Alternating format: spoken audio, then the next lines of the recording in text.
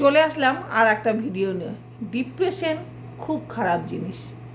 আমি সমস্ত ভাই বোনদের বলবো, দাদাদের দিদিদের বলবো, ডিপ্রেশনে কেউ ভুগবেন না।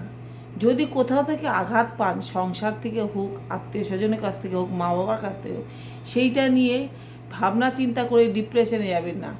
আবার নতুন করে উঠে দাঁড়িয়ে আবার নতুন ভোরের মতো নতুন করে শুরু করুন। জীবনে অনেক কিছু করার থাকে।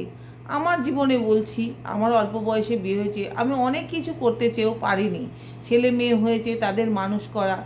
একদিন মনে হলো ঘরে বসেই যদি কিছু করতে পারি, সবার মধ্যে ঘরে বসেই সবার সাথে যদি গল্প করতে পারি, সবার সাথে মিশতে পারি, সবার সঙ্গে বন্ধুত্ব করতে পারি, তাই আমি চলে আসলাম ফেসবুকে, ইউটিউবে, এই ইনস্টাগ্রামে সবার সঙ্গে আলাপ করার জন্য।